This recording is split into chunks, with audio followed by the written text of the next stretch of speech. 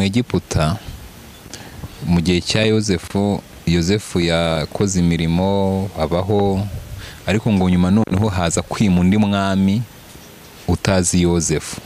Uwo mwami rero utazi Yozefu niwe wazanye uburetwa ku Bisirayeli.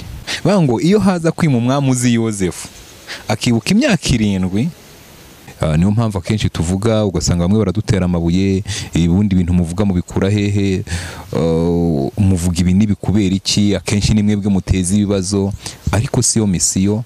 Icyo tuba tugomba kuvuga ni ukuri. Ntibakeneye ko haraza kuvugwamo ukuri kwinshi, ahubwo hakeneye ko haraza kugira ibintu byoroswa.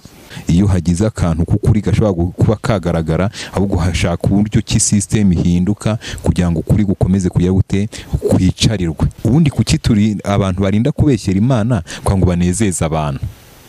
Nta ubundi biragatsindwa. Niba umuntu ari uwo gupfa, wimubeshya ngo araza gukira kandi akwiye gupfa.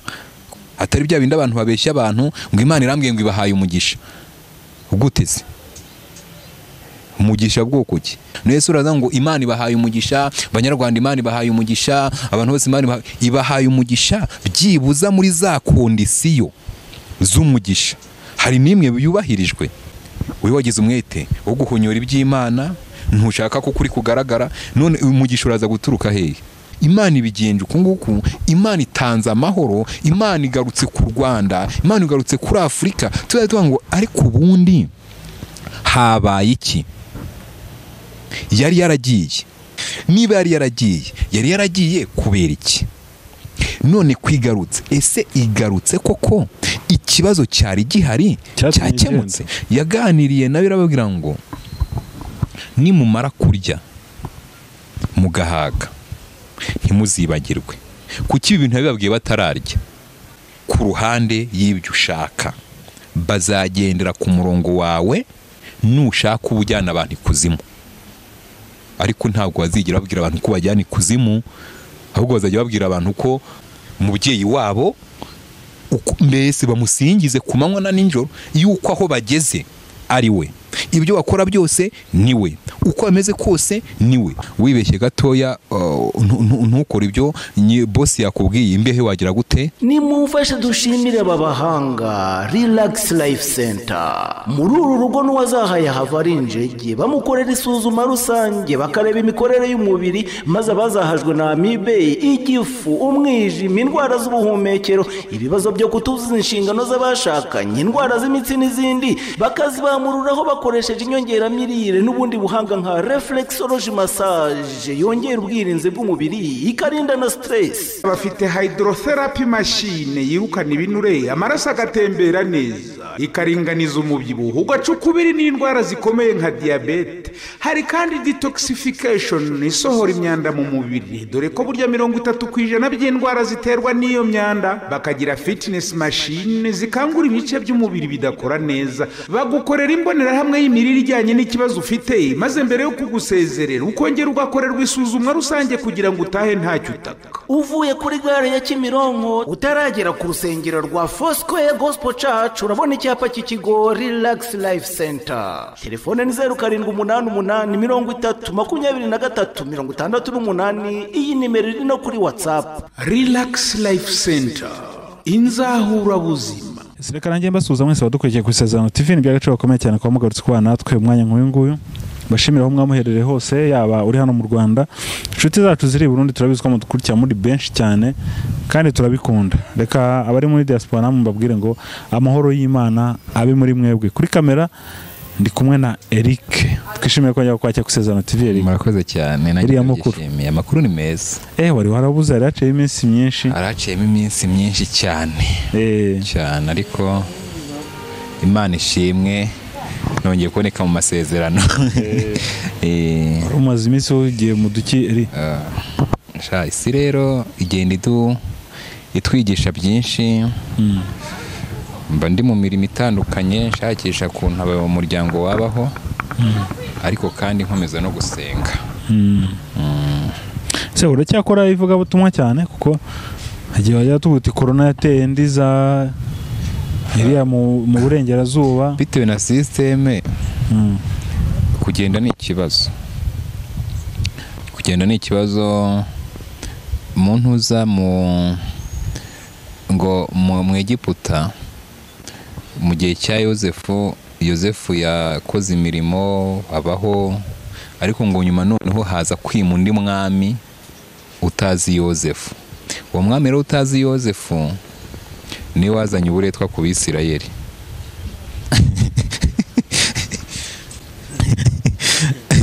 Umwami kuko niko biriva ngo nyuma hima undi mwami utazi Yozefu. Bavuga ngo iyo haza kwima umwami uzi Yozefu akibuka imyaka 7 y'inzara n'imyaka 7 y'uburumbuke, uyu mwami ntabwo ari gufata Abisirayeli ngo abakoreshe uburetwa. Ariko kuko umwami atarazi Yozefu nyine yafashe Abisirayeli urubyaro, abantu bose bafitanye isano na Yozefu abashyira mu buretwa. Ubwo rero iyo himye undi mwami utazi Yozefu nyine ubwo system iragora cyane ko akenshi hari kandi burya hari ikintu kiba gikenewe. Hari igihe abantu bamwe bakunda ukuri abandi ntibakunda ukuri, hanyuma kwanga ubona aho unyura rero n'ukuri kwawe biba bigoye. Ubu rero muri iki gihe ntabwo nkikunze kugenda cyane, ariko nshimira Imana ko yenda ica n'inzira nkabona ku isezerano. Urabona ndaje, hari n'ahandi ku mpemburo naho njya nkorera. Ubwo n'ubundi abagomba kumva ijambo ry'Imana barakomeza bakaryumva, ariko kugendaho bitewe na systeme ntabwo byemera. Kuko uko narindi cya gihe duhura n'uyu munsi niko nkiri. Ese hari inyungu ujya ubona mu kuvuga ubutumwa ukoresheje izi social media, uvuze uti nka ku isezerano ku mpemburo, hari inyungu ujya ubibonamo? Kuri izi social media rero ngira ngo urabize vode dutaho uko twatangiranye ukikorera no mu mujyi kugeza uyu munsi. Sinjya nkunda sinigeze mfata ivuga butumwa ngo ndifate nka business, kuko nkinagenda mu muhamagaro wanjye ni umuhamagaro wo kubwiriza ubutumwa bwiza. Hanyuma izindi nyungu ziri ku ruhande, yenda kwa ngo ufite umuntu kwishyurira inzu yo kubamo, ufite umuntu ntabwo nabango birahari. Kereka rimwe na rimwe nk'umuntu ashobora gukurikira umutima we ugakorwaho. Akati umukozi w'Imana nakurikira ikiganiro cyawe, numvise umwuka hari icyo antegeka kuba nagukorera. Akamati akira amafaranga yo kwishyura ukwezi kumwe kw'inzu nuko, ariko ntabwo mbikora ko nka business. Ufite n'ubundi inyungu nabazaga ni inyungu nizo nk'umuvugabutumwa n'ubundi. Ntekereza ko ntabwo umuvugabutumwa n'ubundi afata kujya kuvuga ubutumwa kuko agambira inyungu ari business. Yes. Ni icyo ngicyo navuga. Rimwe na rimwe turakora, ntabwo imbuza kuba naza n'amaguru kandi nje kuvuga ubutumwa, kuko na kera kose byabagaho. Najya hari parosi imwe nigeze kuzenguruka ndayibwiriza, ndangije kuyibwiriza ati Imana iguhe umugisha. Ndataha ndagenda mbwira Imana ati iyaba ari wowe ari abantu bampamagaye twakagiranye ikibazo, ariko kuko umuhamagaro wanjye atari uw'abantu ari wo wampamagaye ntabwo nagirana ikibazo n'abantu, ndatuza. Hanyuma rero ariko njya nshimira Imana, hari inyungu njya mbona kugeza uyu munsi, kuba narakoze ivugabutumwa nkarikora mu buryo bw'umuhamagaro, nta kindi kintu numva nimirije imbere, byarandinze. Ni nayo mpamvu n'uyu munsi byibuza nkifata umwanya nasenga, nkumva hari ijambo ry'Imana riri muri jye ryo kuvuga, rishobora gufasha abantu, rikurutsa imitima. Ni nayo mpamvu mpagara nkanga ibyo byose uko bizagenda kose, nabizira ntabizira, babyumva batabyumva, Eric sinzahindura ukuri kw'ijambo ry'Imana kugira ngo ngire icyo mbona cyangwa se nezeza abantu. niyo mpamvu akenshi tuvuga ugasanga bamwe baradutera amabuye, ubundi bintu muvuga mubikura hehe, muvuga ibi n'ibikubera iki, akenshi ni mwebwe muteza ibibazo, ariko siyo misiyo. Icyo tuba tugomba kuvuga ni ukuri, kuko njye mvuga ntashingiye ku idini iryo ari ryo ryose. Oya, njye mbwiriza ubutumwa nk'abagenzi bajya mu ijuru ntashingiye ngo idini, kuko naje kumenya ko idini ryose ni inyungu z'uwarishinze. Inyungu, idini twarifa ni nka kampani cyangwa se amakoperative. Buryo umuntu ashinze kampani, icyo aba agambiriye no gushaka iki, no gushaka inyungu. Uyu munsi rero aho amadini ageze, ntabwo agifite intumbero nk'oya yazanye bwa mbere, kuko uyu munsi abanyamuhamagaro bose bari muri bakoraga umurimo mu buryo bw'umuhamagaro, bose basa nk'abashyizwe ku ruhande, ahubwo hajemo abakozi. Nango iyo ikintu kimaze kuba kivuyemo volonté kikazamo abakozi, ngo niba ugenewe umushahara kandi ugomba guhembwa kuko wakoze, bivuga ngo ugomba gukoresha tumuye possible ku buryo ya mafaranga agira gute aboneka, kwa ngo ugire gute uhembwe. Ubwo niba ugomba guhembwa, nawe ushaka abandi bantu baraza kugufasha kugira ngo ugire gute ugire icyo winjiza. Ngira ngo no muri business ufite kampani runaka cyangwa se icuruza ibintu runaka, ntawe ukeneye abagufasha kwamamaza, kwa ngo ugire gute ibicuruzwa byawe bigende. N'amadini rero niko asigaye yarabaye, usanga muri ya madini ntibakeneye ko haraza kuvugwamo kuri kwinshi, ahubwo hakeneye ko haraza kugira ibintu byoroswa mu rwego rwo kugira ngo abayoboke b'amadini bakomeze bayoboke kandi neza, hanyuma n'icyo babashakamo kigiye gute kiboneke. Ariko nuza kuvuga ukuri, ukabwiriza ukuri ku ijambo ry'Imana, ukagenda uvuga ingingo ku yindi, birashoboka ko abantu nibamara kumenya ukuri, rya dini rishobora guhomba. Niyo mpamvu usanga iyo hagize akantu k'ukuri gashobora kuba kagaragara, ahubwo hashaka uburyo ki system ihinduka kugira ngo ukuri gukomeze kujya gute kwicarirwe. Ariko njya nizera ko igihe kizagera byanze bikunze ukuri guca mu ziko ntigushya, igihe bizamenyekana. No kuvuga ngo muri make ntago abantu bakivuga ukuri. Oya, abantu ntabwo bakivuga ukuri nk'uko kuri. Ntango buri muntu wese agerageza kugira ibyo yorosaho, akagira ibyo yorosaho, aho kugira ngo byibuza uvuge ukuri nk'uko Imana. Mbese njya nkunda kuvuga ngo byibuza twagakwiriye niba turi abakozi b'Imana, dukorera Imana ariyo yaduhamagaye, tutarahamagawe n'umuntu. Kuko nkunda kuvuga ngo niba uhamagawe n'umuntu, uzakora nk'ibyo umuntu waguhamagaye agira gute ashaka. Niba uhamagawe n'Imana, birakwiriye gukora nk'ibyo Imana yaguhamagaye ishaka. Niba ari ugiye guhagarara mu mwanya nk'uw'Imana, kuko twebwe turi abambasaderi bahagarariye Imana. Niba turi abambasaderi duhagarariye Imana, rero ninze mpagarare mvuge nk'uko y'ubwayo yakavugira aho ngaho. Niba hari abantu ngiye kubwira mu izina ry'Imana, nimbabwire ntababwira nk'ibya Eric, ahubwo nimbabwire nk'iby'Imana ishaka kubamenya muri icyo gihe.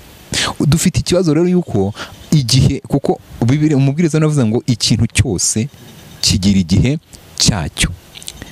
Buriya ni nacyo kigoye. Buriya iyo utazi igihe uraza kuvugiramo ijambo. Mu wanditse igitabo cy'imigani no harawenda ngo ijambo ryizihiye rivuzwe mu gihe gikwiriye ni nk'amatunda y'izahabu ku mbehe y'ifeza. Bivuga ngo ijambo riziye mu gihe cyaryo rigira umumaro ukomeye ku bantu baryumva. Noneho rero akenshi iyo uri mu gihe cy'abantu, ntumenya ngo ese iki gihe turimo ni iki Imana ishaka ko abantu bumva. Iyo rero utamenye icyo Imana ishaka ko abantu bumva, uvuga ibyo abantu bashaka. Wavuga ibyo abantu bashaka ubunyuranyije n'iki n'umugambi w'Imana.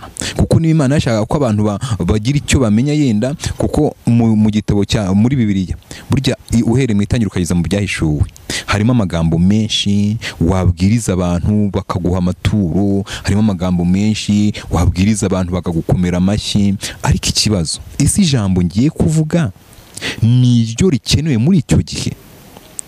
Nicyo kibazo gikomeye, bituma rero akenshi ukuri kuba gukeya, ukareba abantu ati abantu barababaye koko, abantu bafite ibibazo bimeze gutya, kugira ngo rero ba bantu mbashiture, reka mbabwira aka kantu gushya. Gusa abantu bose bafite hagiye bava ngo umuntu wese ufite nza y'Imana, ndetse koko abantu bose bafite nzakugira neza, nzagira kuko zavuye ku Mana. Iyo zavuye ku Mana urakomera. Burya isezerano ryose Imana yaguhaye riragukomeza, ariko isezerano wahawe n'umuntu akenshi hari igihe rikugiraho ingaruka kuko ntirisohora. Ari umuntu tujya tuganira akambwira ati rero ngewe ntitaye ku wabivuze, ati niba umuntu avuze ngo Imana iravuze, icyo ndeba nuko yitiriye ngo Imana iravuze, ati ngiye nzakurikirana Imana kuko uwayibeshyeye si imureba, ahubwo yizakurikira uwayibeshyeye. Ati ngiye nzasenga mbwira Imana ati Imana dore barabivuze, sohoza ibyo bavuze, hanyuma nawe ukurikirane uwakubeshyeye, ariko ngiye nsohoreza ibyo bavuze. Ariko nzi cyari gikwiriye, ntabwo ku ruhande rumwe bura ntago ari byo bavuga. Niba umuntu ashaka kubwira ibintu mu izina ry'Imana, kuki wowe utabyizera noneho ubwo Imana igasigara yibariza wa muntu wayibeshye? Aho ngaho ubundi niko byakagombye kugenda mu buryo, kuko uyu munsi nje mu izina ry'umuntu runaka, kaza ngo runaka yambwiye ngo agiye kubakorera ibi n'ibi, ntabwo birakwiriye ko wa muntu naje mu izina rye yihangana agakora bya bintu, ariko ubwo nanjye nkahita njya hehe, ubwo araza kunkurikirana. Ibyo yabwiye wumva ko ari byo, ariko se ubundi kuki turi abantu barinda kubeshyera Imana kwa ngo banezeze abantu? Nta ubundi biragatsindwa. Niba umuntu ari uwo gupfa, wimubeshya ngo araza gukira kandi akwiye gupfa, kuko ubundi hari igihe ushobora kugenda wabona umurwayi ukabona kuko abantu babajwe n'uko arwaye, nyirizina igihe cye cyo gupfa cyageze, ariko ukarangira ati Imana iragukijije. Ntabwo ubundi ndabona hari Imana ikoze, kandi uwo muntu nyirizina we yamaze igihe cye cyo kubaho cye cyarangiye. Kuko ngiye tuganira tunabwizanya ukuri, umuntu wese wavutse icyo ategereje uyu munsi ni ugupfa, yaba akomeye, yaba yoroheje, yaba atunze, yaba adatunze. Umuntu wese wamaze kuvuka ikindi kimutegereje ni ugupfa. Hanyuma imyaka agomba gupfiraho, yaba mu buzima bwiza ntazayirenza, yaba mu buzima bubi ntizajya munsi, uko byagenda kose. Ikindi kandi nikizamwica ntabwo azagihusha, kuko burya umuntu ugomba kwicwa n'impanuka ava mu rugo akitegura neza, agatira ndagiye mu mujyi, no kumbi muri dosiye ye agomba kwicwa n'impanuka, nyine akagongwa n'imodoka. Yavuye mu rugo bazi ko agiye mu mujyi, yagera mu nzira bakango imodoka yagize gute, yamugonze. Kuba rero imodoka yamugonze ntabwo bivuga ko icyagomba kumwica nyine cyari icyo ngicyo, yakoze impanuka nyine, ariko n'ubundi yateganyirwa kwicwa n'iki, n'impanuka. Icya kabiri, umuntu ugomba kwicwa n'inzara, ubwo nyine inzara nitera izamwica, kuko we yandikiye kwicwa n'iki, kwicwa n'inzara. Ariko n'ugomba kwicwa n'urw'ikirago, azagenda nyine arware arembe, bamujyane kwa muganga byange, kugeza ubwo noneho bamujyanye mu rugo agire gute, apfire mu rugo. Buri umuntu wese wavutse uko ameze kose, ubundi tuba tugomba kubimenya, tukanabyemera, tukanabyubaha. Twaravutse, ikitutegereje no kugira gute, ni ugupfa. Ahubwo nimpfa ni iyihe nkuru nzasiga imusozi? Abantu bazasigara banyibukira kuki? Ese Imana ubundi nimpfa nzajya hehe? Nzarimbuka, nzajya hehe? Imirimo nkora inyemera kuzajya hehe?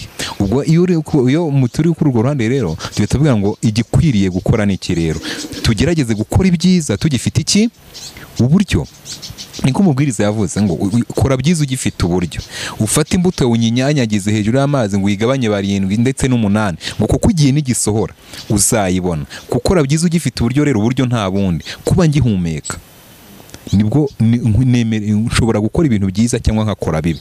Ibyiza nzakora bizanshyira heza, ibibi nzakora nabyo bizanshyira habi. Niyo mpamvu rero byanze bikunze twaba abanyamadini, twaba baki idini na aderese, bakateye usengera hehe, sengera ibunaka, ariko ya dini si itorero, kuko itorero ni njyewe, itorero ni wowe. Kuko itorero ni abantu bahamagawe bakemera Imana, bakemera Kristo, hanyuma akabagenza nk'uko ashaka. Ni itorero. Niyo mpamvu itorero rero buriya iyo tuvuze itorero ntabwo tuba tuvuze idini. Idini rishobora kuba itorero, idini rimeze nka mbese ni nk'inzu, cyangwa se twavuga ngo ni nk'urwambariro rw'itorero. Kuko mu idini urabizi, mu bukwe abantu bataha ubukwe, ariko haba harimo umugeni umwe n'umukwe umwe, kandi baba bakubise bose buzuye. Bakagira abantu bashinzwe kubaherekeza bagenda babahungura, igihe cyabo kiba cyabagereyeho, babahungura kugeza ku munota wa nyuma, aho bamwe hari abatahira mu ntuza muri dote, abandi bagakomeza bakajya mu rusengero mu isezerana, abandi ati ntabwo resusiyo turayikora, ntabwo twabishobora, bakavamo. Abandi bagakomeza bakagenda bakajya muri resebusiyo bamara kunywa, ati ntabwo ibintu by'impano twabitegereza, bagacaho. Abandi bakihangana bagatanga impano, atubwa impano zirangiye reka twihute, byanze bikunze nyine hasigara bake, ariko hakasigara abandi noneho bashinzwe kuza bakaza kugeza umugeni hehe, mu rugo. Iyo bamaze kumugeza mu rugo, kuki se nta muherekeza ujya kurara mu nzu y'umugeni n'umukwe? Bose bahita bagira gute, bataha. N'idini rero nuko rimeze, ni protokoli y'itorero.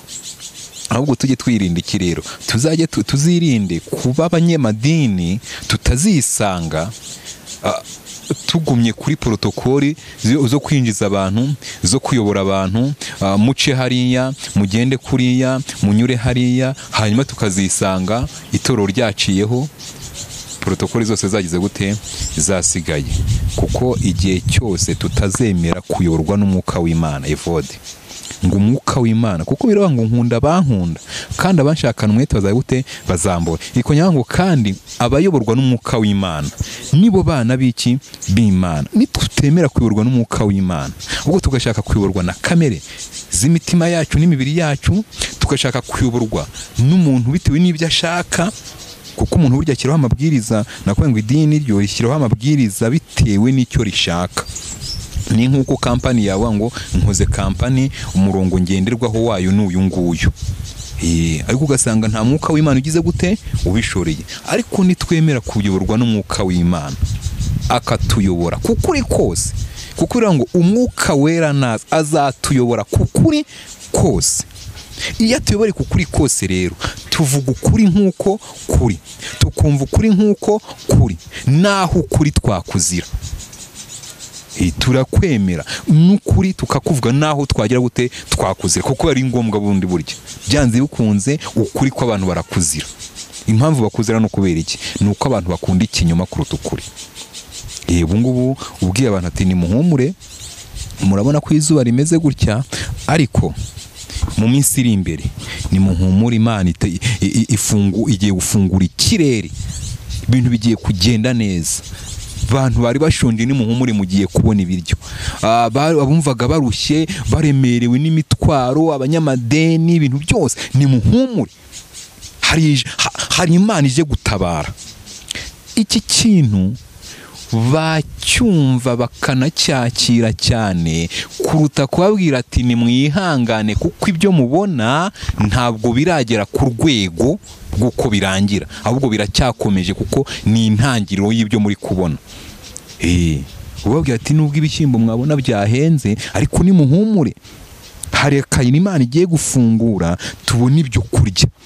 Aba bantu babyumva cyane kuruta ko wababwira ngo nyamara nimwihangane, munarushaho gukomera, ahubwo mwongera amasengesho, kuko nubundi ntibizamanuka, ahubwo bizakomeza bigire gute, byiyongere. Nuvuga ngo bizakomeza byiyongere, leta ati none se ubundi nawo byongera, niwo byongera ko ari uteza ikibazo. Ariko ukuri ko kwamara ukuri nubwo abantu batagira gute batakwemera, ariko ukuri ko kuraza kukigaragaza. Ubwo rero niyo mpamvu rero ibyo byo byose mu buzima bwacu bwa buri munsi njya senga Imana, nkabwira Imana ngo Mana uzandinde guhindurwa n'ibihe, kuko burya ibihe byo iyo bigeze ku bantu birabahindura. Iyo nza guhindurwa niyo nza kubaho mvuga ngo iri vuga butumwa reka ndigire nka business, nigeze nakakubwira nashatse gukereya channel, ariko mbona gukereya channel ahubwo bishobora kuzana ubundi kuzamviramo guhindura inyito y'ubutumwa, kuko abantu ntibakunda ibintu ubutumwa bwiza, kandi udakunda ubutumwa bwiza icyo gihe uyu munsi ntiwakereya channel ngo uzabone aba followers, kiretse nushyiraho ibintu nyine bikurura abantu byo gutwika. Ngira ngo uzarebe iyo muri kwandika inkuru iyo muri kwandika inkuru ushyizeho wanditseho ibintu bitangaje bikomeye, irarebwa cyane kuruta inkuru wanditseho ukuri kurimo mu byavuzwe. Mbese uko yavuzwe ukaba ariko wandikaho, iyo ntabwo irebwa cyane kandi niko kuri. Bivuga ngo rero abantu bo bashidukira ikinyoma kuruta ukuri. Niyo mpamvu n'abantu benshi bagira ukuri usanga bama badindira. Uzareba abahanuzi bose b'ukuri bahanura ukuri akenshi bama hasi, ariko abantu bahanura bagashyiramo n'ikinyoma baratumbagira, bikazarangira wa muntu wahanuriwe amenye ko ibyo bamuhanuriye ari iki, ari ibinyoma bidasohoye, ariko ibyo wa undi yashakaga yagize gute yarabibonye. Duhita tugeze tuvuga ngo ubundi by'abapfu biribwa n'iki n'abapfumu, kuko umuntu ajya kuraguza abizi neza ko n'undi wagiye kuraguza nawe ubwe ntacyo yishoboreye, kuko ntabwo uzajya kubwira umuntu utarigeze abasha no kwiyubakira inzu yo kubamo ngo ujye kumwaka ubukire, yakubeshye ngo afite imiti itanga ubukire, nawe ubwe byamunaniye kwikura aho ari, none ugiye kumwaka w'ubukire, kumushaka w'ubukire, ukagenda ugaparika imodoka ati ngiye mfite ibibazo none mfasha ndengera, kandi nawe ubwe ibyo afite ntabimukuyeho. Ariko umuntu ujya ku mupfumu yaza kumenya umupfumu mwiza yakegereye Kristo, kuko Kristo niwe uza akakuruhura neza, akakumara intimba n'umubabaro, akakuruhura mu bitekerezo, akakuruhura umutima, nubwo waba ukennye ariko ukagira amahoro ya hehe yo mu mutima. Kristo yarangiza akavuga ati humura n'isezerano rikomeye, nzaguha n'ubugingo. Ibi rero ntabwo abantu babishaka, iby'ubugingo ntibabishaka, uvuga ngo ubwe muntu ngo Imana iguhaye ubugingo cyangwa Imana igusezeranije kuzakurinda, wamwata ahubwo Imana iguhaye inzu. Nese ubu ngubu inzu abazazi bo mu bugingo, abafite inzu zikomeye ntibashobora kuzicirwamo n'inzara, akayibamo inzara ikamurya. None abantu rero bajya bahura n'ibibazo, burya inzu utahamo hari ibintu itakwemera no kuba wagaragaza. Aho utaha ntakwemera kuba wahamagara umuntu waterega naburaye, waburara gute utaha muri etaje? Ntabwo ushaka guhamagara umuntu azi ko ufite imodoka ebyiri, umwe atuzi ko nabuze n'itiki njyana, ikujyana gute se kandi imodoka ziparitse? No kumva umuntu yakubiswe kugeza ku rwego abura na essence, yabuze n'uburyo abigenza, ariko bitewe n'aho utaha. Mbese nyine wagize gute, nta butabazi ubasha kubona. Ubwo rero birashoboka ko aho kugira ngo ubwire umuntu ngo Imana iguhaye iki, ahubwo hari ikintu kiramba. Ikintu kiramba ni iki? Iyo Imana iguhaye umugisha, mu mugisha w'Imana harimo ubugingo.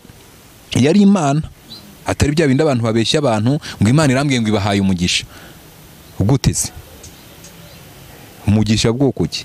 Kuko Imana ubwayo yarivugiye ngo nugira umwete wo kumvira Uwiteka Imana no kwitondera amategeko, nzaguha iki? Umugisha. Nese uraza ngo Imana ibahaye umugisha, Banyarwanda Imana ibahaye umugisha, abantu bose Imana ibahaye umugisha, byibuza muri za kondisiyo z'umugisha hari nimwe yubahirijwe. Niba ari ukugira umwete wo kumvira Uwiteka, ukitondera amategeko y'Uwiteka, warangiza ugahabwa umugisha, byibuza wagize umwete wo gukora iki? Wagize umwete wo guhonyora iby'Imana, ntushaka ko kuri kugaragara. None umugisha uraza guturuka hehe?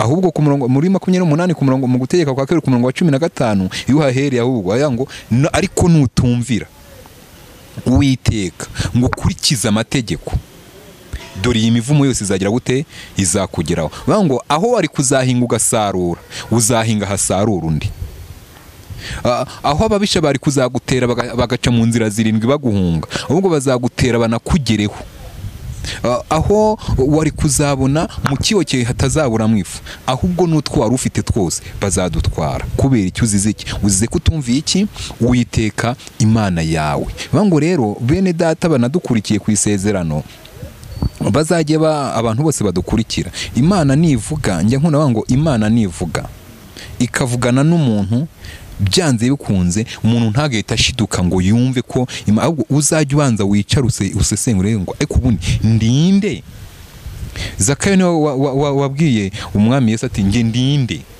ukwakira umuntu nkawe icyambere nge ndi umwambuzi ngewe ukuntu soresha ndasoresha ariko nkaniba abaturage ndi umwesikoro mu bintu byose nkora nta kuri ngira ubugugu ndi umugome none ndinde wo kwakira umwami Yesu noneho umuntu nakubwira ngo Imana iguhaye umugisha Imana ikugiriye gutya Imana ibigenje uku nguku Imana itanze amahoro Imana igarutse ku Rwanda Imana igarutse kuri Afurika tuvuga ngo ariko ubundi habaye iki yari yaragiye bivuga ngo buriya ijambo ngo Imana iragarutse bango yari yaragize gute yaragiye niba yari yaragiye kubera iki none kwigarutse ese igarutse koko ikibazo cyari gihari cyakemutse icyatumye igenda cyakemutse kuko yigeze hariho yabango mbaye nkuretse akanya gato ariko nzakugaruka ngo ufitiye iki imbabazi nyinshi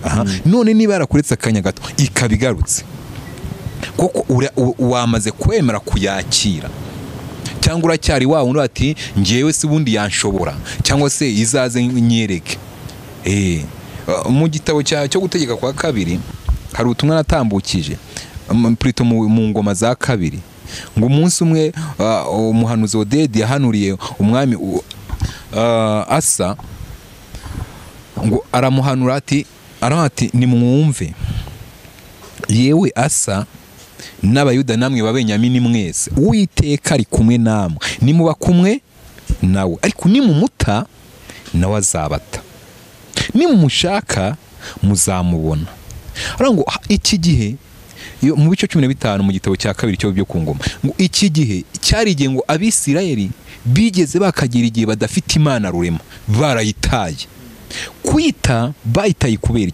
bayitaye bitewe n'ibyo bari bagize gute bigiriyemo bahugiyemo buriya hari impamvu abantu batimana buriya Abisirayeli ukuntu bagiye bareka Imana bari mu buretwa nubwo bababaraga ariko bajyaga iyo bumvaga iby'Imana bajyaga bagira amatsiko ngo ibyo byose izadutabara barakomeza bavuye mu Egiputa babona ukuntu bambutse inyanja itukura nabyo barabibona bamaze kubona ukuntu bambutse inyanja itukura baragenda ngo bagera mu butayu abazi mu butayu nta mazi ntaki haba hari ubushyuhe bwinshi ariko nubwo bari mu butayu iki gihe Imana yahoranaga nabo kandi bahoraga bahanze amaso kuwiteka cyakora harimo bamwe bavanye n'Abisirayeli mu Egiputa birava ngo hari ikivunge cyinshi ikivungiro cyinshi cyazanye nabo cyagendaga kibananiza bamunaniza buriya n'uyu munsi babaho bakaba batari ku bundi bintu uvuga ubona bizakugeza kuki barunaka nturibona aho bageze barunaka ntibakize abandi ntibabonye amazu abandi ntibamaze kugira ama business uri aho ngaho ubona bizageza kuki n'Abisirayeli bazanye ikindi kivunge cy'Abanyegiputa ari nabo babajyaga bavuga ngo ariko ubundi mwaretse tukisura mu Egiputa ntimuzi ko twaryaga ibitunguru twaryaga bya tungurusumu amadegeda batangira gukumbura ibyo baryaga noneho babibabwira abana kubita ku nzara bafite atari ko birakwiriye koko ko twisubirirayo ariko se ugira ngo icyari bari bagiye gusubizwayo n'iki? Bari bagiye gusubizwayo n'inda, ntabwo bari bagiye gusubizwayo nuko bageze aho bagomba kugera, ahubwo bari bagiye gusubizwayo n'iki? N'inda. Ariko ngo Imana ikagenda, wibuke iby'abakora na Datani bagomeye Mose, ukuntu ubutaka bwasamye ukayabute bukabamira, Abisirayeli bakabibona. Ariko bahaguruka mu gitabo cyo gutegeka kwa 2:8 yaganiriye nawe arababwira ngo nimumara kurya mugahaga ntimuzibagirwe, kuki ibi bintu yabibabwiye batararya. Yari izi ko aho ibajyanye ari igihugu kirimo ibiryo, bazasanga imyaka yeze batahinze, bazasanga yenda ibintu byose, amazu batubatse atarimo abantu, kuko misiyo y'Imana kwari ukwirukana abari hahandi kwa ngo bo ibagire gute bazi. Bango byanze bikunze uko bigenda kose, kugira ngo umuntu ajye aho ahandi nuko hari umuntu wari uharagomba kujya gute ugomba kuhava. Bagezeyo rero bararya barabyibuha, inzara irashira. Wibuke ko aba Bayisirayeli batangiye gushira inzara ni babandi barebaga Abanaki n'Abanyakanani, bo bakibona bameze nk'inzige. Bati ni ukuri iki gihugu ntitwakigeramo, ntibyanashoboka ukurikije ukuntu tumeze, dore iyo turi kugenda tugira ngo abantu bagira ngo turi kugaruka, mbese inda n'umugongo byose birareshya, nta cyerekezo, nta nkweto, ubuzima turimo amatama yarahombanye, ntabwo byakunda. Ngo ariko none kubw'isezerano ry'Imana, buri ijambo Imana ivuga iraririnda. Imana kugira ngo nzakujyana ibunaka byanze bikunze, ariyo yabivuze, birasohora. Ikubwiye ngo uzinjira mu gihugu uko byagenda kose ukinjiramo. Hanyuma Imana irangije icyo yavuganye nabo yaragishohoje, ariko bo bananiwe guhagarara ku isezerano ngo bubahirize ibyo yagize gute yababwiye. Ngo nimumara kurya mugahaga ntimuzibagirwe, ngo mwibagirwe yuko Uwiteka ari we ukoze ibyo muri kubona. Mwibuke ko mu butayu imyenda itabasaziyeho, mwibuke ko mu butayu ibirenge bitabyimbye, mwibuke ko mu butayu nubwo ubuzima bwari bukakaye, ariko ntabwo mwigeze mubura amazi. Muramenye rero muzirinde mutazibagirwa Uwiteka Imana. Nese barabikoze? Ntibamaze kurya, bamaze guhaga, nibwo bagiye bajya mu bigirwamana, bimura Imana bajya mu bigirwamana. Nibwo bagiye bashakana n'abanyamahangakazi ba Yezebeli barinjira.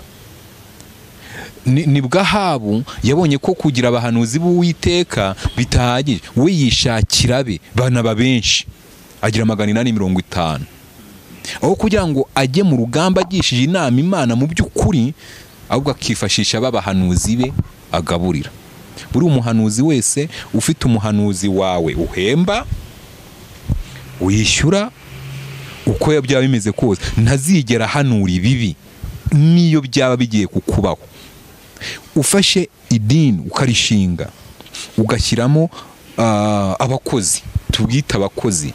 Mu bakozi harimo abashinzwe kubwiriza abantu, abashinzwe kuyobora, mbese ukabashyiraho, byanze bikunze kuko ari we warishinze, ntabwo bazigera bajya ku ruhande y'ibyo ushaka. Bazagendera ku murongo wawe nushaka ubujyana abantu ikuzimu, ariko ntabwo bazigera babwira abantu ko bajyana ikuzimu, ahubwo bazajya babwira abantu ko bishopu umubyeyi wabo mbese bamusingize ku manywa na nijoro, yuko aho bageze ari we, ibyo bakora byose ni we, uko bameze kose ni we. Aba bitewe n'iki rero? Bitewe n'uko nabo amaramuko ntandi bategereje. Njya nkunda kuvuga ngo wibeshye gatoya ntukore ibyo boss yakubwiye, imbehe wagira gute waba uyubitse.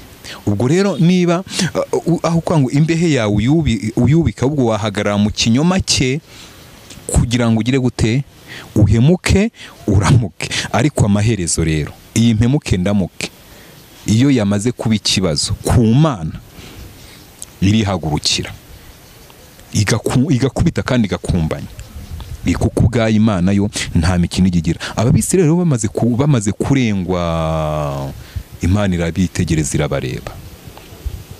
wibuka igihe cy'amapfa byatewe n'iki?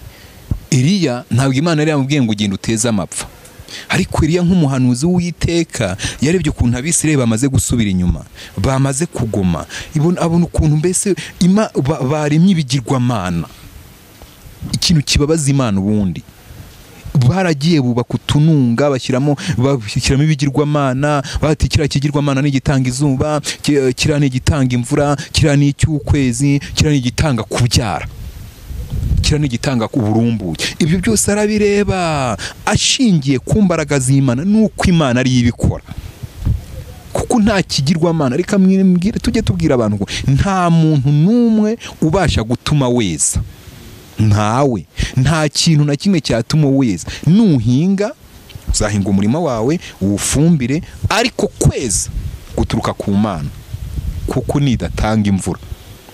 Ati navomera, ayo wavomereye nabwo ntabwo yavomera wayakuye he, kuko ni isoko, kandi iyo soko itahabaye n'ubundi ntacyo wakora.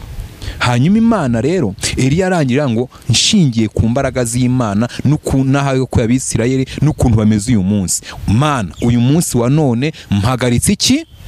Imvura. Mu gihe cy'Abisirayeli byarashoboka ko ikime cya mu gitondo gishobora kweza ubutaka, kweza imyaka, ubwatsi bukaboneka. Ati kandi noneho n'ikime ndagihagaritse. Imana ireba ishyaka Eliya agaragaje ryo guhesha izina ry'Imana icyubahiro. Imana irangije ati kubw'icyo ngicyo, Eliya haguruka ujye ku kagezi k'Ikireti, nzahagutungira, nzategeka ibikona bizajya bikuzana ibyo kugutunga. Uko turebye ibikona bisanzwe, bino bikona nyine biguruka, igikona cyafata inyama kikayikuzana n'ikihe? Ariko Imana yo iragitegeka kuko yarakiremye, yango fata iyi nyama uyijyane. Ubundi si inyama zikuraga hehe? Nubwo Rwanda rwari rushonje, ariko ibwami ibiryo byari bihari, kuko byanze bikunze niyo twasigara ari dukeya tujya ibwami. Uko byagenda kose ibwami ntihabura ibiryo, kuko rubanda rugomba kubona ibiryo, ariko ubwami ho baba bafite byinshi.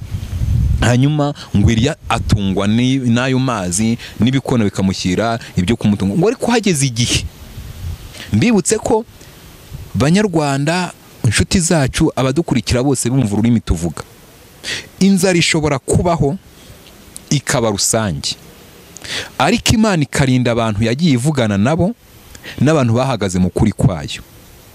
Mu gihe bamwe basakuza bavuga turapfuye, ariko hakaba abandi bantu bati ibyo byose kuko Umwami Imana azadutabara bizatuma tutamwara. Mu gihe Eliya yari ari ku kagezi ari kunywa y'amazi, umukozi w'Imana bita Obadiya wakoraga kwa Ahabu ngo yafashe abahanuzi, nawe arabahisha akafata 50 na akabagabura, kuko yakoraga ibwami, akagenda akabagaburira, irabatunga, ngo ajya no mu madeni, kugeza ubwo agiye no mu madeni arikopesha. Ariko ngo aba bahanuzi bagiye wote biye gupfa. Kuba umuntu yarakoreye Imana rero ntibimubuza gupfa, oya, kuko Obadiya yarapfuye amaze no gupfa. Ideni yasize rigira ingaruka hehe? Ku mugore n'abana, kugeza ubwo bagiye kubatwaraho iki? Ingwate. Ariko kuko yakoreye Imana, nibutsa abantu imirimo dukora igira agaciro turiho tutakinariho. Iyo ukoze imirimo myiza ugakorera Imana, ibyo ukora byose bigira agaciro mu gihe uriho n'igihe uzaba utakiriho. Umuryango wawe ubibonamo inyungu, kuko Obadiya yarapfuye, ariko kubw'icyo yakoze cyatumye ideni yasize ryishyurwa, kandi n'umugore we n'abana babaho mirere na mirere bafite ibyo kubatunga. Eliya nawe rero aho yarari, ngo igihe cyarageze akagezi kagira gute? Karakama. Hari igihe kigera, n'ubu abantu badukurikiye, kuba uri umukozi w'Imana ntabwo bivuga ko igihe cyagera ubukene buraza. Eliya byarageze, Imana yamwohereje aho yamwohereje, akagezi karakama, n'ibikona bihagarika gutanga ibiryo. Ariko kuba bihagaritse gutanga ibiryo, kuba akagezi kakamye, ntabwo bivuze ko Imana itari kureba Eliya, ntabwo bivuze ko Imana yacecetse. Kuba ubukene bwaza, ibintu bigakomera. Ntabwo bivuze ko umukozi w'Imana Imana yahamagaye Imana itakimureba. Twese twasonza, turwara nkabo, tugasonza nkabo, tukakena nkabo, ariko kandi hari icyo turusha abandi. Icyo turusha abandi rero ni isezerano Imana yadusezeranije yuko izabana natwe, kuko Imana isibwira ati nubwo akagizi kakamye hari ahantu hari umupfakazi.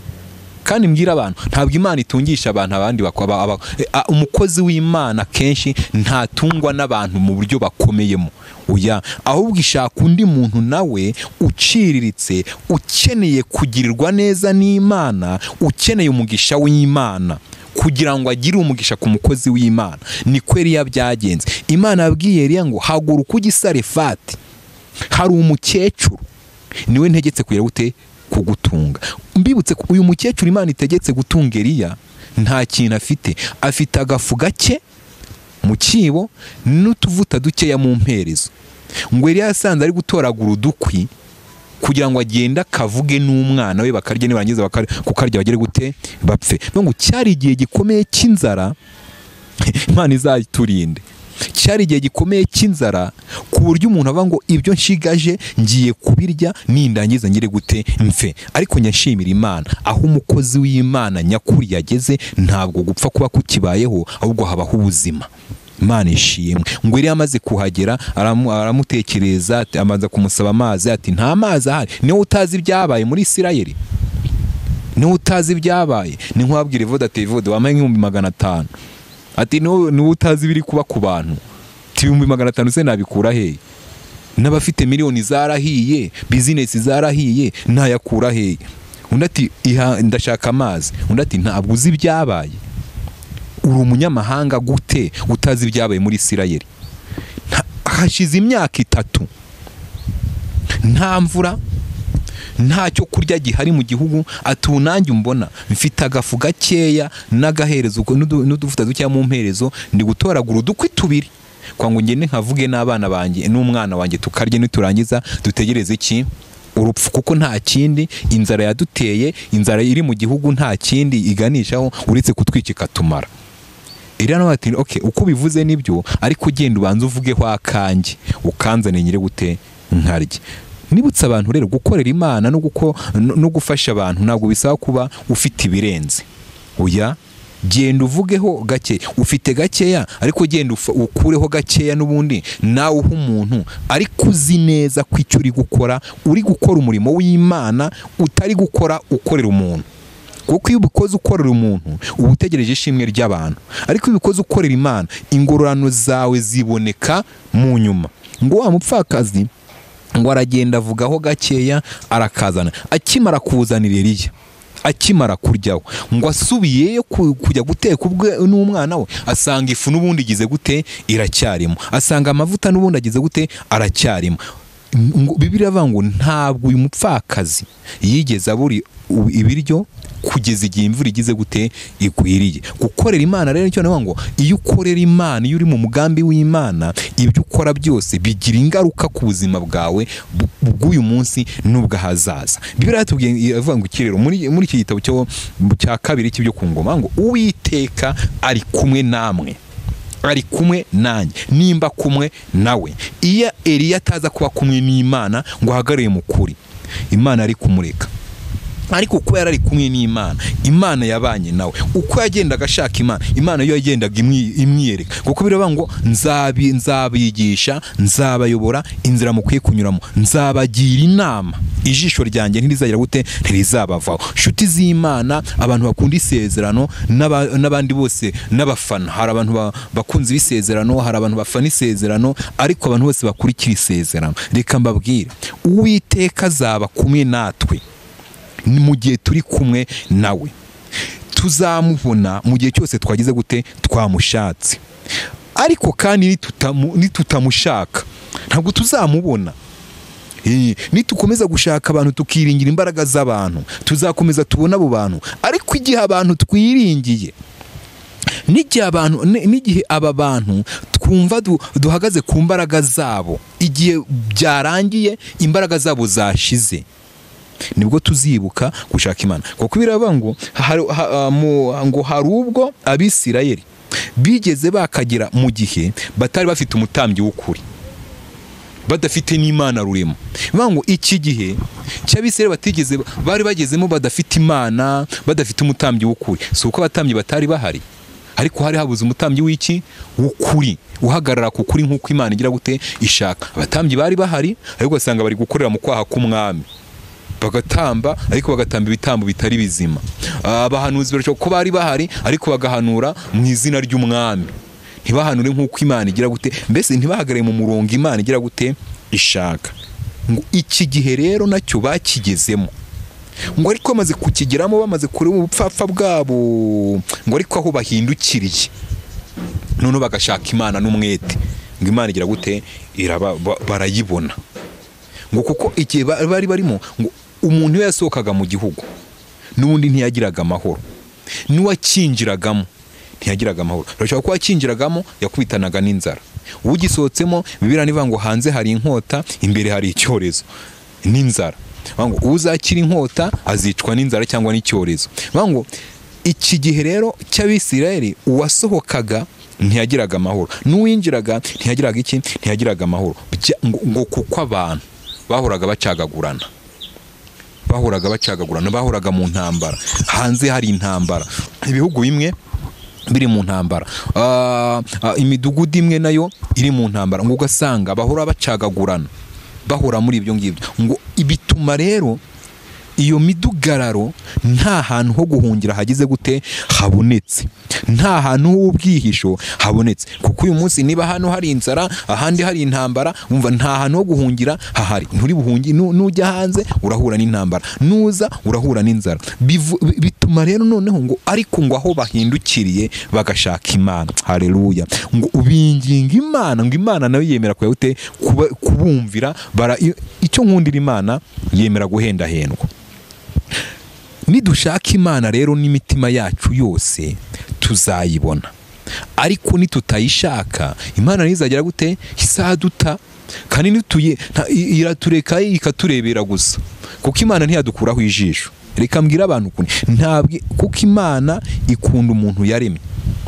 Umunyabyaha uko n'ibyaha byose umuntu yabakora, ntabwo Imana imureka, kuko Imana ubundi ikureka ari uko ku munsi wo gupfa byarangiye nyine ukabipfiramo. Ariko mu gihe cyose umuntu agihumeka, Imana ibivangwa ibyo byose. Yesu niwe uvuga ngo nuriyerega, kuko Yesu ntabwo yigeze abambirwa abakiranutse. Yesu yabambiwe abanyabyaha. Ni no mpamvu akenshi buryo umuntu yakoze icyaha kwa ngo bamufashe kugira ngo yihana, ahubwo bakamufasha gusohoka hanze, burya bari abantu nabo baba bakoze ikosa. Kubera iki? Yesu nta kindi cyamuzanye, yazanywe n'iki? N'umunyabyaha, ntabwo yazanywe n'umukiranutsi. Iyo aza ko yarazanywe n'umukiranutsi, ntabwo tuba tukiva ngo habaho imbabazi, ahubwo yaje kugira ngo ajye ku musaraba abambirwe bya byaha byacu, kugira ngo nitwemera amaraso ya Kristo ajya twozaho ibyaha twakoze, noneho tujye mu murongo w'iki wa Yesu. Hanyuma rero niyo mpamvu Yesu we uyu munsi ni Imana. Ijisho rye riracyagiye gute? Riracyaduhanzeho, riracyareba umunyarwanda aho ari hose, riracyareba umurundi aho ari hose, riracyareba umuntu wese, kuko twese twaremwe mu ishusho y'Imana. Ari umuzungu, ari umwirabura, ari umwise, uko ameze kose, icyiciro cyose umuntu wese abarurirwamo, yaremwe n'Imana. Nta muntu wiremye, wese yaremwe n'Imana. Iyi Mana yaturemye rero iracyaduhanzeho amaso. Icyo dutandukaniraho ni kimwe rero, iyo tumaze twese turi abantu b'Imana, ikijya kidutandukanya ni ukwemera Yesu Kristo, tukemera ko ari umucunguzi wacu, tukamwemera ko ari umukiza wacu. Kuko biravuga ngo abamwemeye bose bakizera izina rye, yabahaye ububasha, bafite ubushobozi bwo kuba abana b'iki? B'Imana. Ntabwo byavuye ku bushake bw'umugabo n'umugore, ahubwo byavuye ku bushake bw'Imana, kuko yatanze umwana wayo Yesu Kristo kugira ngo umwizera wese azahabwe ubugingo bugira gute? Buhoraho. Icyo ni cyo rero kidutandukanya, tukava mu mubare w'abantu b'Imana, ahubwo tugahindurirwa identite, tukajya mu mubare w'abana b'iki? B'Imana. Tugatangira kumenya ngo data wa twese aradutekerezaho iki? tukagira umugabane ku bya data. Niko muri mbya ngo mu ijuru kwa data dufiteyo nahawe ikibanza na data wo mu ijuru kubw'umwana we. Ngo uyu mwana we nemeye yampinduye umwana w'Imana, nanjye ngabana kwa data. Ariko iyo ntemeye Kristo, abantu bose bataremera Kristo baracyitwa abantu b'iki b'Imana. Kuba ari umuntu w'Imana rero ntabwo bivuze ko ari igicibwa, nta nubwo bivuze ko atashobora kuzababarirwa, nta nubwo bivuze ko kuba ari umuntu w'Imana Imana izamurimbura. Oya, ahubwo aracyafite amahirwe yo guhinduka umwana w'iki w'Imana. Yamara guhinduka umwana w'Imana akazahabwa ubugingo bugira gute buhoraho, nagatangira kwera imbuto zigira gute zikwiriye abihane. Kuko umwana wese njye nkunda ngo bene Samusure bose bavukana iki amasunzu. Umwana w'Imana agira uko agenda, agira uko avuga, agira uko areba. Niba rero twarabyawe bwa kabiri tukavuka bwa kabiri, turi abana b'iki b'Imana, bitavuye ku bushake bwa ba mama batubyaye mu nda bwa ba data, ahubwo bivuye ku mugambi w'Imana yatekereje ikabona abantu badakwiriye gukomeza gupfira mu byaha, ahubwo ikohereza umwana wayo w'ikinege. Haleluya! Kugira ngo umwizera wese atarimbuka, ahubwo azahabwa ubugingo bugira gute buhoraho. Icyo twifuza rero nta kindi ni uko abantu bahinduka abana b'iki b'Imana, hanyuma tukaba muri systeme y'iki y'Imana. Bibira ngo muri ngo aba abayo ibafite mu kiganza. Ijambo ryaravuze ngo abo yafashe mu kiganza cyayo nta numwe wabasha kubakura mu kiganza cyayo. Kwa ngo Imana igufate mu kiganza cyayo, umubyeyi afata umwana we kugira ngo atagira gute adahungabana. Ab'Imana ihetse ni abana bayo, ariko abantu bose ari Abanyarwanda, ari Abanyafurika, ari abari ku migabane yose itandukanye, abantu abari bo bose, ari abatinganyi, ari abakora ubwicanyi, ari abesiko, abantu abari bo bose barimwe n'Imana, baba no mu ishusho y'iki y'Imana. Mbese twese turasa, ariko itandukaniro dutandukanywa n'iki n'amaraso ya Yesu Kristo yatwogeje akaduhindura abana b'Imana, tugahindurirwa irangamimerere. Kuko birango kera ntitwari twakababariwe, ariko ubu twagize gute twarababariwe. Kera ntitwari ubwoko, ariko ubu twahindutse ubwoko bw'iki bw'Imana. Imana ishimwe kandi Imana ihabwa icyubahiro. Ushaka guhindurwa irangamimerere rero nta kundi ahita ahinduka akava mu kuba umuntu w'Imana, ubwo akaza mu mugambi wo kuba umwana w'iki w'Imana. Dusoza rero ndagira ngo dusoreze kuri uyu murongo wa 8 wa 7 ngo ariko mwebwe mu ngoma za 2 ibice 15 umurongo wa 7 ngo ariko mwebwe mukomere, mwebwe mwubaha Imana, mwebwe mugikora iby'Imana ishaka, mwebwe mugifite umutima ubacira urubanza mugaca bugufi mukihana, mwebwe mucyumva mufite agahinda n'umubabaro kubw'ibibera mu isi, mwebwe mwumva mugifite inzara n'inyota. Bibira ngo hahirwa abafite inzara n'inyota byo gukiranuka, kuko abangaba nibo bazagira gute bazahazwa. Ariko mwebwe mukomere, amaboko yanyu ye gutentebuka, kuko imirimo yanyu izagororerwa. Umuntu wese ukora imirimo myiza azabona ingororano, kandi umurimo w'umuntu wese akora uzacishwa mu ruganda, uzacishwa mu muriro. Umurimo wawe wose ukora uzajya uwukorana urukundo, ibyo ukora byose ubikorana urukundo. Nukora umurimo w'Imana uwukorana urukundo, nubwiriza ubutumwa ubibwirize mu rukundo, nuyobora itorero uriyobore mu rukundo. Iyo tuvuga mu rukundo, Imana ni urukundo. Bivuga ngo ni ibintu byose tubikora tubikoranye tubikoreye mu rukundo, tuba tubikoreye mu Mana no mu mwana wayo no mu mwuka wera, kuko ni urukundo. Hanyuma ibyo dukora byose tukabikora neza, tukabikorera mu rukundo, nidutagwa isari tuzasarura, kuko tuzabibonera ingororano. Ntimucike intege, ntimuterwe ubwoba n'ibyago n'amakuba. Bibira ngo ibyago n'amakuba ku mukiranutsi ni byinshi, bizaza, inzara nayo izaza, ariko yabanye na Eliya ntaho yagiye iracyahari. Amapfa ashobora kuza, ariko yabanye na Eliya ntaho yagiye n'ubu yigize gute iracyahari. Uko yari iri kera n'uyu munsi ni kwiri. Ntabwo Imana yigeze ihinduka uretse abantu. abantu ni twebwe duhinduka kandi tugahindurwa n'ibihe. Mbibutse ko ab'Imana yashubije nibo bayitera umugongo. Ab'Imana abanyarwanda ngo ab'umwami yahaye amata nibo bamwimye amatwi. Ab'Imana rero yashubije ikabaha igihugu, ikabaha imbaraga, ikabaha ubutunzi, ikabaha amasambu, ikabaha amazu, ikabaha imodoka, ikabashyira mu nteko, ikabashyira mu myanya, ikabaha gufata ijambo, mugafata umwanzuro, mugashyiraho itegeko, ikabaha gufata imyanzuro runaka ku bintu runaka. Abangaba yahaye nibo bayiteye umugongo. Gutera Imana umugongo rero nta kindi bizana ko yo yigendera ikakureka. Ikuretse rero uhura n'akaga, kuko Satani nubwo yaba afite imbaraga nyinshi ariko ize zijya zirangira, ariko imbaraga z'Imana ntizijya zirangira, zama zihoraho n'ububasha bwayo bwama buhoraho. Niba ushaka rero gukomera ukagubwa neza, ikomeze kuri Imana, uyishakane umwete uzayibona. Wirinde ibikumarira inkweto mu birenge, wirinde abahanuzi baguhanurira ibitariho, wirinde abahanuzi bakumariraho ubutunzi bwawe, ahubwo we shaka Imana n'umwete kandi ukorera Imana uyitinya, wubaha Imana. Niba ubaha Imana nayo izakubahisha, nutayikoza isoni nayo nta soni izagukoza. Kandi ibyo ukora byose nubikorana urukundo, ukabikorana umwete, uzabona iki? Ingorano. Nimukomere rero kandi mushikame, imirimo yose dukora tuzayibonera ingororano. Abantu bo ku Isezerano TV rero munyemerere nsubikira ahangaha, narimba kumbuye kandi ndabakunda. Munyemerere tuze gufata umwanya dusenga Imana. Eri urakoze cyane. Wenda mbere yuko dusenga reka ngushimire ko wagarutse kongera gutambutsa message nk'izo ziba zikenewe.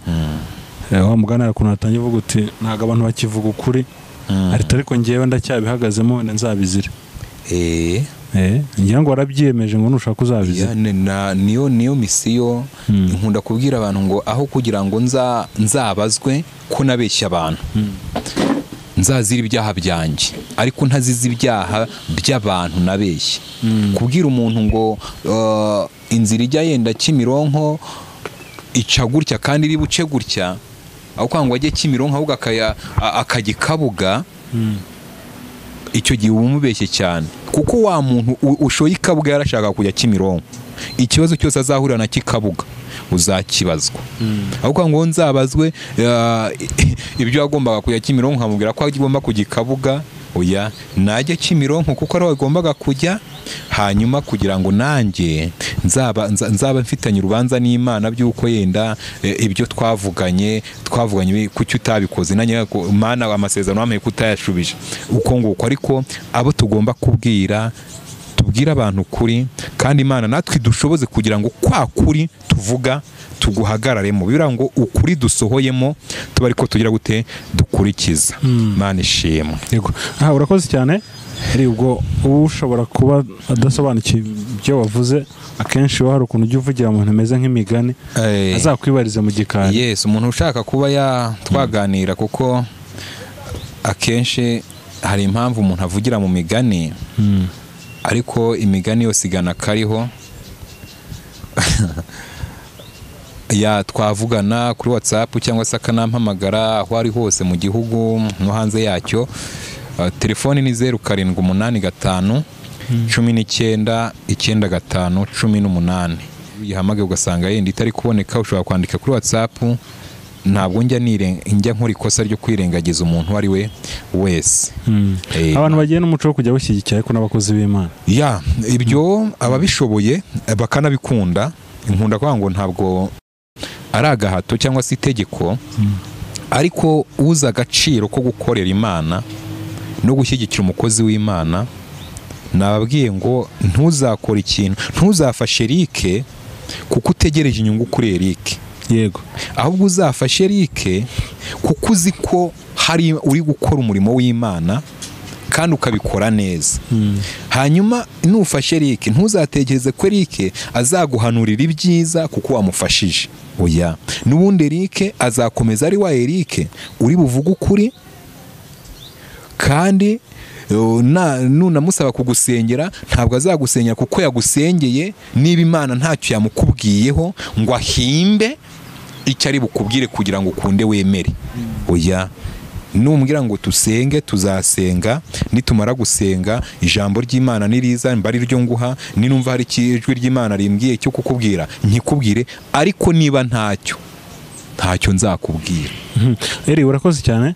Nubundi ndumva wasoza udusenya nko reka dusenga Imana. Imana ikomeze kudushyigikira mu bihe nk'ibi bikomeye kandi bikomereye abantu bose ku mpande zitandukanye z'isi, ariko icyo dusabwa nta kindi ni ugukomera, kuko Yesu yabwiye Petero ngo ntuhungabanywe n'imiraba yose, kuko ndashaka gukomera, wamara gukomera ugakomeza n'abandi. Imana ishimwe. Reka dusenga Imana. Turagushimiye Data wa twese uri mu ijuru, urera kandi urakiranuka, urahambaye, uri hejuru y'amajuru, wambaye icyubahiro ndetse no gukomera. Tugushimiye kuko uyu mwanya wuduhaye kugira ngo tuwubemo, ukatwemerera ko tutambutse iki kiganiro ku bwawe, kuko ku bwacu ntabwo ibi byo tuvuze ari twatekerezaga ko twabivuga cyangwa twabishobora, ariko ku bwawe no kubw'umugambi wawe wemeye ko ibivuzwe byose bitambuka kugira ngo abantu babyumve. Dusengeye buri muntu wese rero wumvise iki kiganiro, wari urushye Mwami bitewe n'ibimuruhije, numuhe kuruhuka mu mutima, numuhe amahoro mu mutima, wari urwaye numurambure ikiganza cyawe, kuko ni wowe wenyine ukiza. Icyacu ni ugusenga, gukora n'ukwawe. Mwami Imana, rengera abari kure n'abari hafi, abari ku migabane itandukanye bose ubarengere, abanyarwanda bari mu gihugu komeze kubakomeza, abafite ibibazo bitandukanye, buri muntu wese mu rwe ruhande uko agushaka akubone, kuko ijambo ryatubwiye ngo nitugushaka tuzakubona, nitugushaka tukaba kumwe nawe, nawe uzaba kumwe natwe, ariko nitugutuzaduta. Turinde rero Mwami, duhagarareho twe kuguta, ahubwo tugukomeze, kuko ugushikamishije umutima uwo nguwo uramurinda akaba amahoro masa, kandi aradendeza ntajya yikanga ikibi. Uko niko dusengeye umuntu wese rero ugushikamishije umutima, kwa ngo ukomeze kumurinda. Umunyarwanda uri mu Rwanda ugushikamishije umutima umurinde, uri hanze yarwo umurinde, apfa kuba agushikamishijeho umutima. Abarundi bagushikamishije umutima nabo barinde, abagande nuko buri muntu wese mu rwe ruhande aho ari hatandukanye umurindira aho ari, kuzageza igihe uzamutabarira. Komeza kubana natwe, komeze kubana na isezerano, abakozi b'isezerano, no komeze kubashyigikira, kandi twese tukomeze guhabwa umugisha nawe mu byo dukora byose, ni mu izina rya Yesu Kristo, amen.